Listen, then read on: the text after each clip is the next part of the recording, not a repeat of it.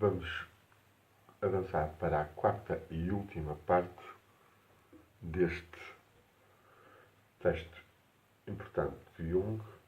Yoga e o Ocidente, escrito em 1936, no qual faz as suas considerações sobre a utilização do yoga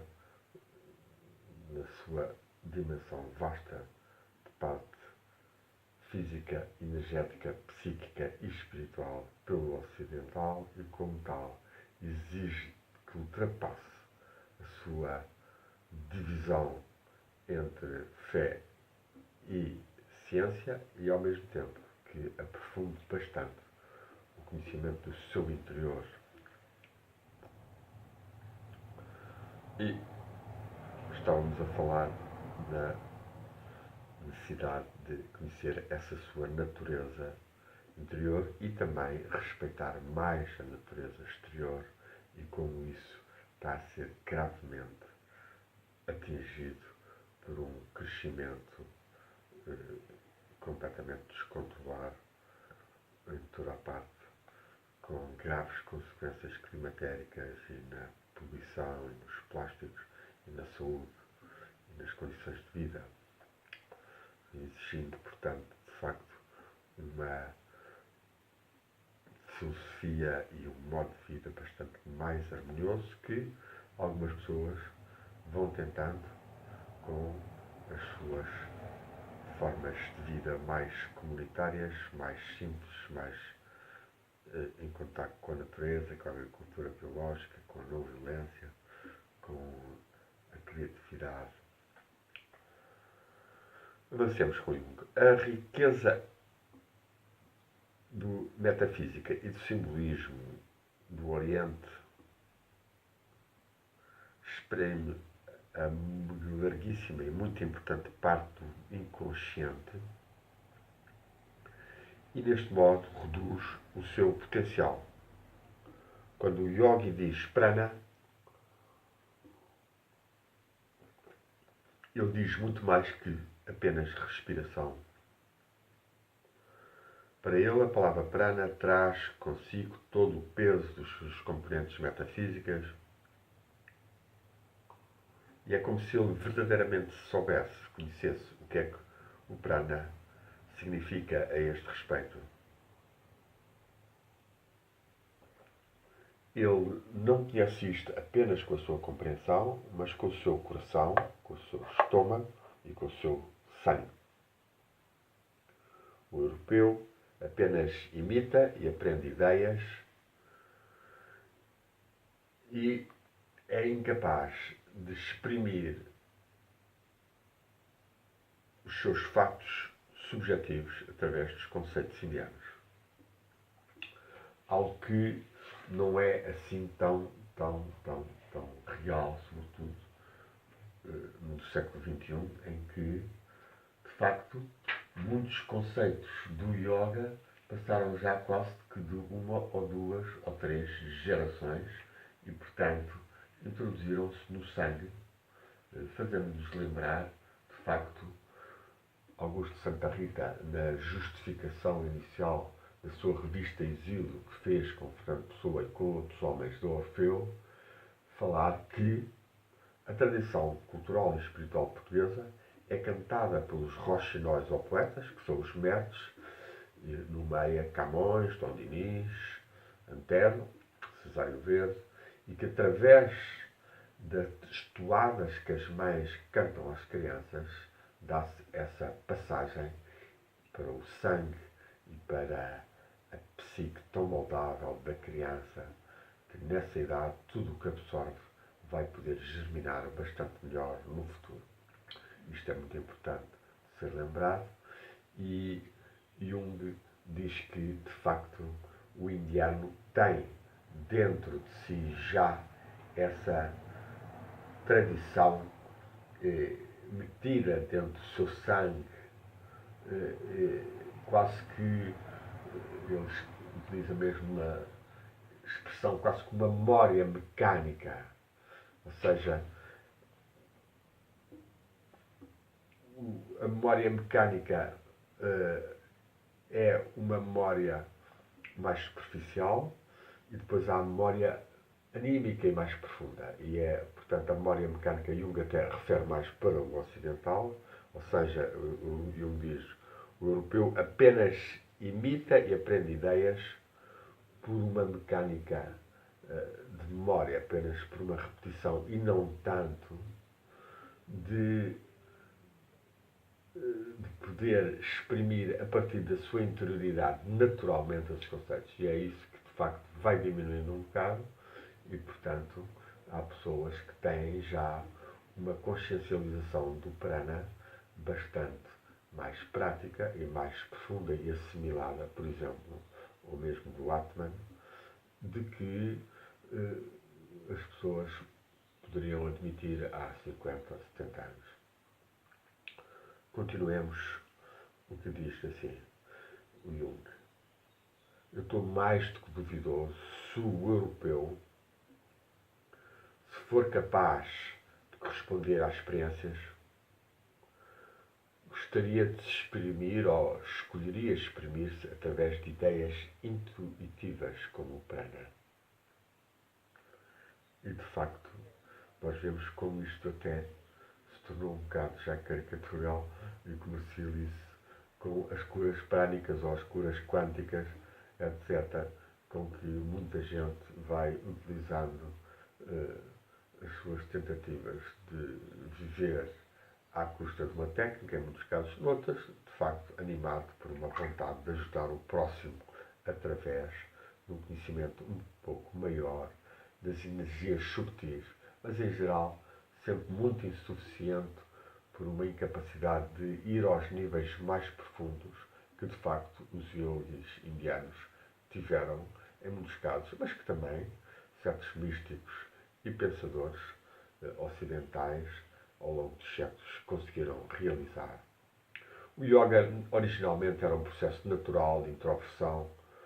com todo o tipo de variantes individuais. As introversões deste modo levam a processos interiores característicos que mudam a personalidade. No decorrer de milhares de séculos, estas interiorizações tornam-se organizadas como métodos e de acordo com diferentes linhas.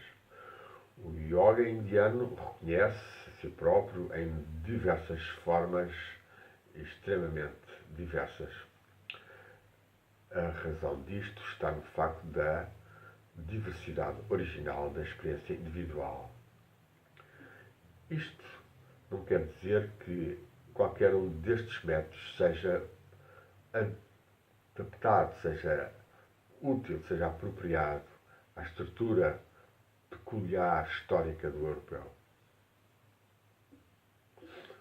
É muito natural que o yoga natural para o europeu proceda de padrões históricos desconhecidos para o Ocidente, para o Oriente. Portanto, não seria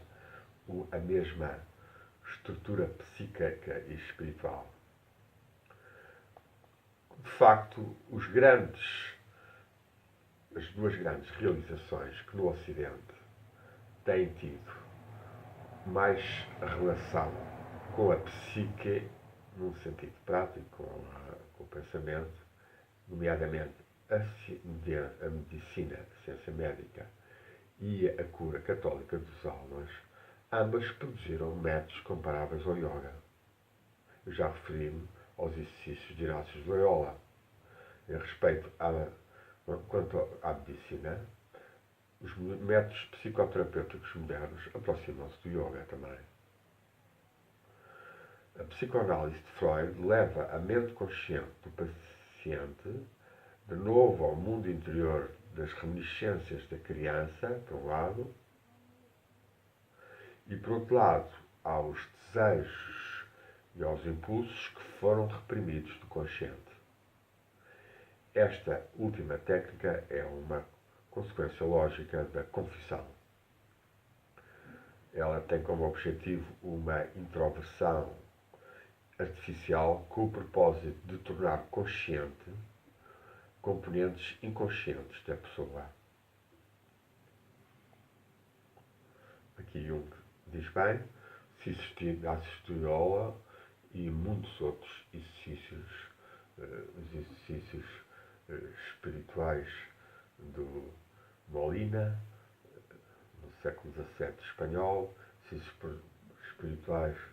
de Francisco Soares,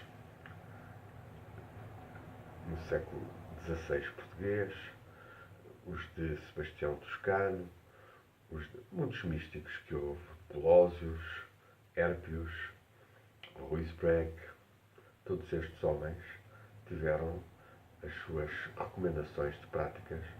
Erasmo também. Eu publiquei mesmo um livro, Modo de Orar a Deus, na mesma editora Maitreya, com muita informação sobre como é que os grandes humanistas viram a oração e a meditação como forma de ligação com Deus, mas também como forma de autoconhecimento e de harmonização interior, já que na prática da meditação não se consegue naturalmente o silêncio com facilidade e o observar de todos os pensamentos ou imagens que passam pelo campo da consciência é muito instrutivo e, por outro lado, até harmonizador. Avancemos com um método diferente chamado o treino autogénico do professor Schultz. Liga-se conscientemente com o yoga. O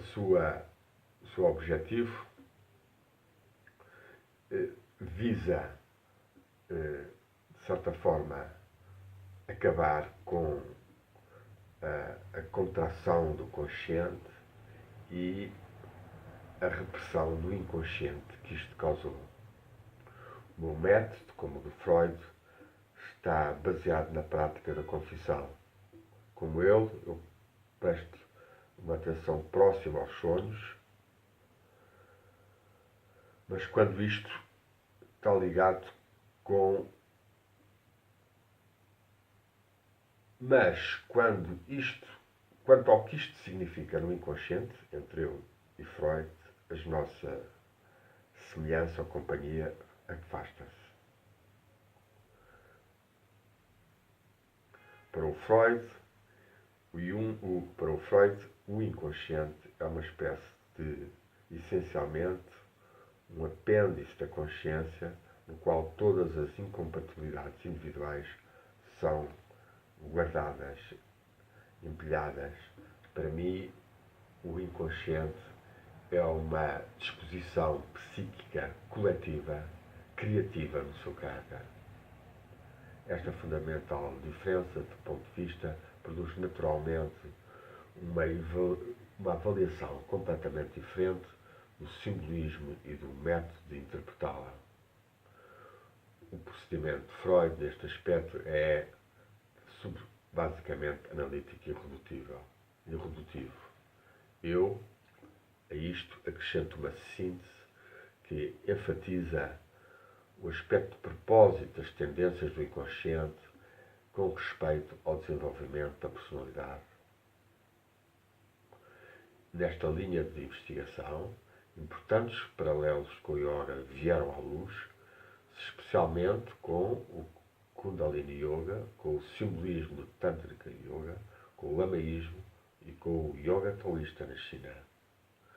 Estas formas de yoga, com o seu rico simbolismo, permitiram material comparativo de grande valor para interpretar o inconsciente coletivo. Contudo, eu não aplico métodos de yoga em princípio, porque no Ocidente nada deve ser forçado para dentro do inconsciente. Normalmente, a consciência é caracterizada por uma intensidade e por uma estreiteza que tem o efeito de criar uma contração, e isto não deve ser mais enfatizado, ainda mais. Pelo contrário,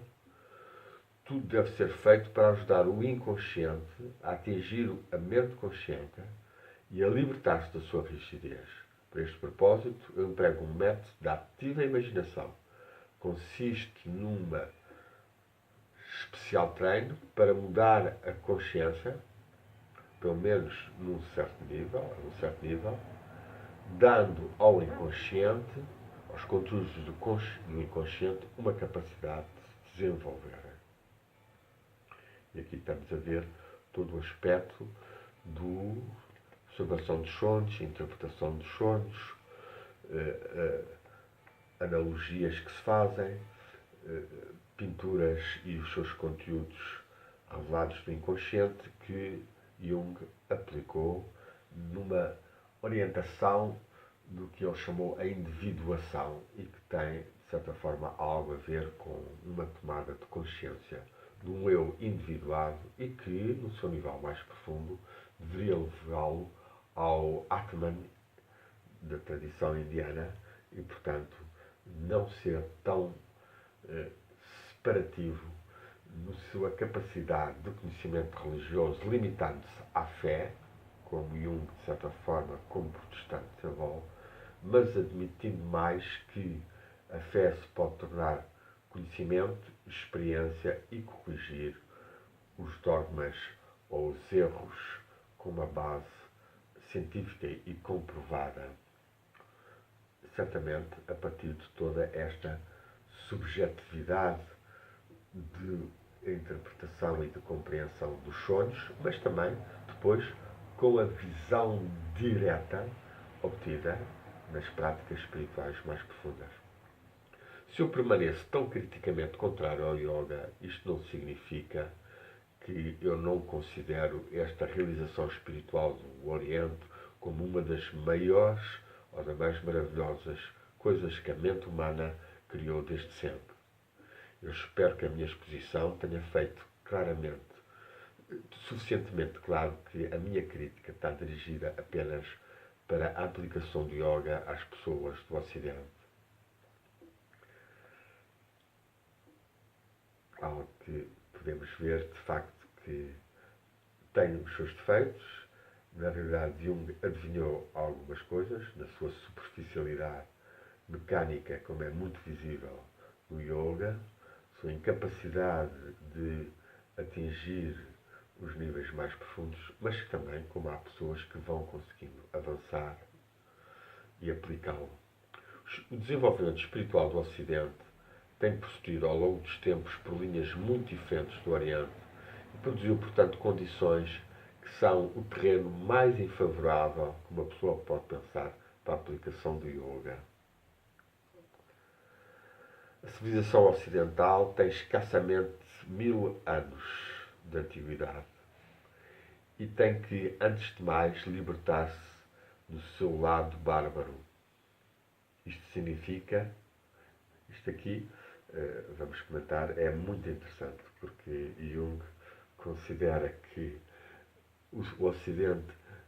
tem, de facto, praticamente apenas 1000 anos de existência, portanto, acha que é pouco depois, que é no começo da Idade Média, que começa a haver uma civilização ocidental e que ainda tem muito do seu lado bárbaro. Isto é muito interessante para vermos como este lado bárbaro, que nós tendemos a esquecer e a não ver no Ocidente, existe muito, muito, muito, muito em alguns países e alguns dirigentes, ainda que muito bem vestidos ou engravatados, ou disfarçados de beduínos no Islão, por exemplo, da Arábia Saudita, são de facto seres completamente bárbaros e violentos. E, portanto, o Jung tem muita razão de ser no que diz, quando diz que o ser humano tem que se libertar ocidental do seu lado bárbaro. E isto, continua ele, implica, acima de tudo, uma intuição mais profunda da sua natureza. Mas nenhuma intuição é ganha por reprimirmos e controlarmos o inconsciente e muito menos ainda por imitarmos métodos que cresceram sob condições psicológicas completamente diferentes. No decorrer de séculos, o Ocidente produzirá o seu próprio yoga e ele será baseado ou terá a sua base traçada pelo cristianismo. E aqui termina este texto de Jung com uma profecia muito interessante, que não vemos a cumprir-se assim tanto, embora saibamos, e eu conheço por experiência própria, por ter estado em ashrams orientados por gente cristã, ou por sacerdotes, ou por mulheres, nomeadamente estou-me a lembrar de Bedo Griffith, que